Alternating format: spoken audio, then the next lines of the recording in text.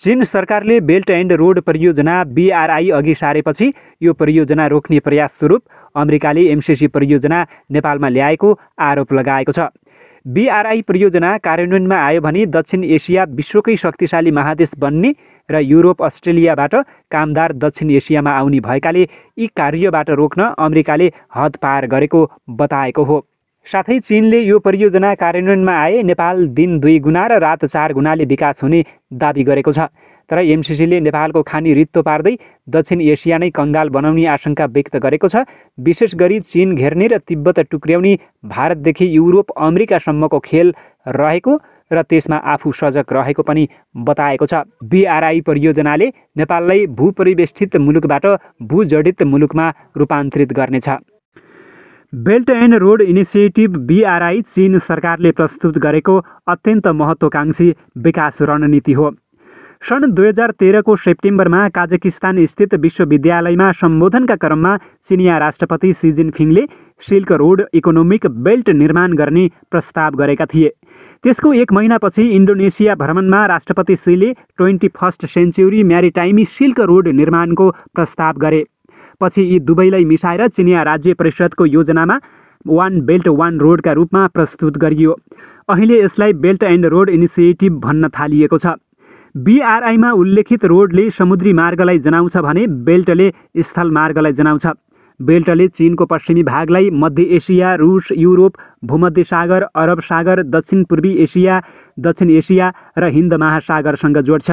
त्यसैगरी रोडले समुद्री मार्गद्वारा चीनलाई युरोप र अफ्रिकासँग जोड्छ।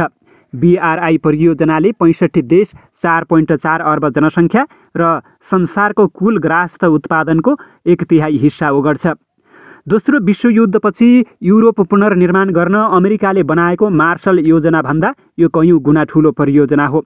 यसमा हालसम्म सही योजनामा करिब $1 ट्रिलियन लगानी निश्चित भइसकेको छ। केही समय अघिसम्म सोच्न समेत नसकिने रेल र सडक मार्ग निर्माण भइरहेका छन्।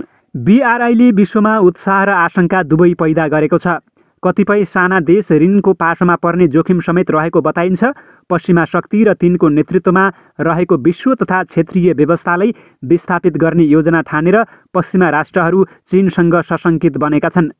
यद्यपि तिनले चिनिया लगानीलाई अस्वीकार गर्ने आँट देखाएका छैनन्।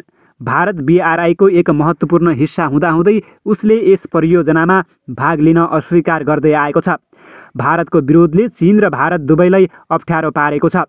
चाइना पाकिस्तान इकोनोमिक करिडोर विवादित भूमिमा पर्ने भन्दै भारतले असन्तुष्टि जनाएको छ।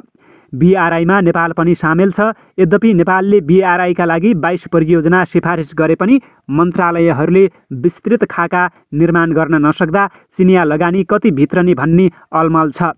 के हुन्छ BRIले नेपाललाई? अब चर्चा गरौँ। पुष्पकमल दाहाल प्रधानमन्त्री हुँदा नेपालले यस परियोजनाको सदस्य राष्ट्रका रूपमा हस्ताक्षर गरेको थियो। यससँग सम्बन्धित विभिन्न संयन्त्र निर्माण हुने क्रममा पनि रहेको छ। वैधानिक रूपमा BRIको सदस्य राष्ट्र भएकाले नेपालले यसबाट कसरी फाइदा लिन्छ भन्ने विषय बाहेक अरू विषयमा हामीले सोच्न मिल्दैन। BRIका विषयमा विविध टीका टिप्पणी भइराख्दा नेपालका लागि BRI 2 किसिमले महत्त्वपूर्ण रहेको छ। यो परियोजनापछि नेपालको भू राजनीतिमा कायापलट हुने देखिन्छ। यसले नेपालको भू राजनीतिलाई सकारात्मक नकारात्मक जुन हिसाबले भए पनि अघि लान्छ। यो अहिलेकै अवस्थामा रहँदैन। हामीले यसलाई शङ्काको लाभ लिएर सकारात्मक परिवर्तनको अपेक्षा भने गर्न सक्छौँ। यो परियोजनाको कार्यान्वयनसँगै नेपाल भूपरिवेष्टित राष्ट्रबाट भूजडित राष्ट्र हुनेछ।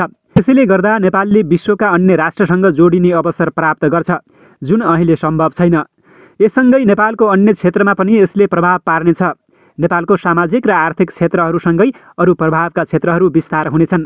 अन्तर्राष्ट्रिय मिडियाद्वारा प्रभावित भएर नेपालमा जस्तो खालका टिप्पणी आएका छन् त्यसमा तत्काल सहमत हुने अवस्था छैन। BRI नेपालको पक्षमा रहेको छ।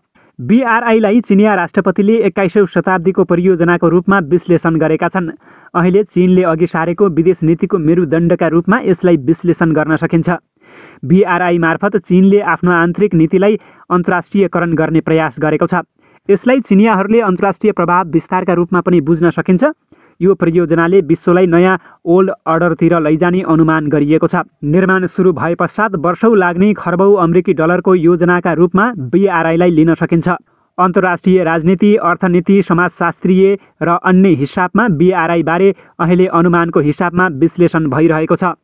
आउने लामो समय यसले विश्व राजनीतिमा पार्ने प्रभावका विषयमा छलफल हुनेछ। यसको सकारात्मक, नकारात्मक र यथार्थवादी दृष्टिकोणका प्रभावका विषयमा यथेष्ट छलफल हुनुपर्ने पर्छ, किनभने आधुनिक दुनियाँका विभिन्न पक्षलाई यसले आफू पक्ष तानेर ल्याउनेछ। विश्वमा अहिले देखिएको शक्तिको द्वन्द्व पनि यसमा देखिन्छ।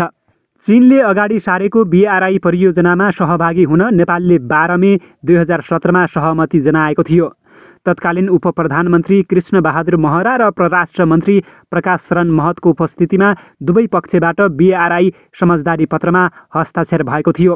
त्यस लगत्तै 14 र 15 मे 2017मा चीनमा सम्पन्न भएको पहिलो OBOR सम्मेलनमा सहभागी हुन नेपालका तर्फबाट तत्कालीन परराष्ट्र मन्त्री कृष्णबहादुर महरा नेतृत्वको उच्च स्तरीय प्रतिनिधि मण्डल चीन गएको थियो।